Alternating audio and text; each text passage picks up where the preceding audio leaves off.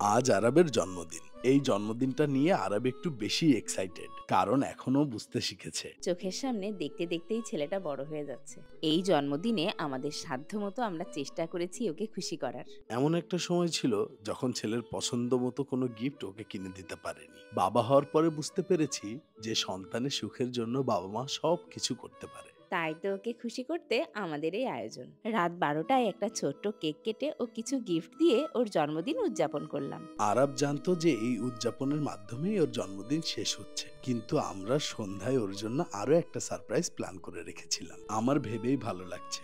আজ ওর একটা স্বপ্ন পূরণ হতে যাচ্ছে। আসলে গত 1 বছর ধরেই ছেলেটা আমাদের কাছে একটা জিনিসের আবদার করছিল। আরাব জানতো আমরা রেস্টুরেন্টে খেতে যাচ্ছি, কিন্তু ও এখানে এসে দেখে ওর জন্য জন্মদিনের আয়োজন করা হয়েছে।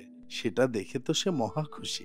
আহা, বাপ বেটার কি ভালোবাসা! আরবের পছন্দ মতো আমরা একটা স্পাইডারম্যান কেক আর একটা চকলেট কেক অর্ডার করেছিলাম। আর এই কেক দুইটা আমরা নিয়েছিলাম কেক হাউস ঝিনাইদহ পেজ থেকে। পছন্দের কেক দুটো দেখে আমার আরবের কেক কাটার জন্য আর দেরি সহ্য হচ্ছিল না। কিন্তু কি আর করার, এখনো অনেকে এসে পৌঁছায়নি। তাই এই ফাঁকে আরবের জন্য আনা গিফটগুলো আমরা একে একে ওকে দিচ্ছিলাম। গিফট দেওয়া পর্ব শেষ করে আমরা সকলে মিলে ছবি তুলছিলাম এই সুন্দর মুহূর্তটাকে ক্যামেরাবন্দি করব বলে। জন্মদিনের এই আয়োজনে আরাব খুশি হবে এটা আমি জানতাম। কিন্তু ও যে এত খুশি হবে এটা আমি কল্পনাও করতে পারিনি। কেক কাটা শেষ করতে না করতে আরাব ব্যস্ত হয়ে যায় ওর গিফটগুলো দেখবে বলে। এরপর একে একে আমরা সবাইকে কেক খেতে দেই। স্টেজের কর্নারে লুকানো গিফটটা ও এখনো লক্ষ্য করেনি। সেটা এখন খোলার পালা। গিফটটা খুলতে আরবের রিয়াকশন ছিল দেখার মতো। সে তো রীতিমতো খুশিতে লাফাচ্ছিল। গত 1 বছর ধরে ও আমাকে প্রায়ই বলতো, পাপা আমাকে একটা বাইক কিনে দিও।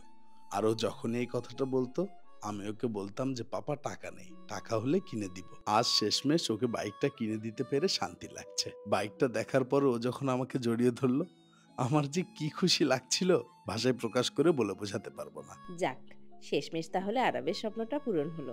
আরাবের বাইক চালানো দেখে মনেই হচ্ছিল না ও সবেমাত্র এটা হাতে পেল। আরাবের মতে ওর জন্মদিন শেষ, তাই স্টেজ থেকে বেলুনগুলো খুলে ও বাসায় নিয়ে যাচ্ছিল। তারপর তাকে বললাম যে আমরা খাওয়া দাওয়া শেষ করে তারপর বাসায় যাব। সকলে একসাথে বসে খাওয়া দাওয়া শুরু করে দিলাম। খাবারের প্রশংসা না করে আর থাকতে পারলাম না। খাবারটা সত্যিই অনেক মজা হয়েছিল। এই ছিল আমাদের ছোট্ট সোনা আরাবের জন্মদিনের আয়োজন। সকলে আমাদের আরাবের জন্য দোয়া করবেন, যেন ও একজন ভালো মানুষ হতে পারে।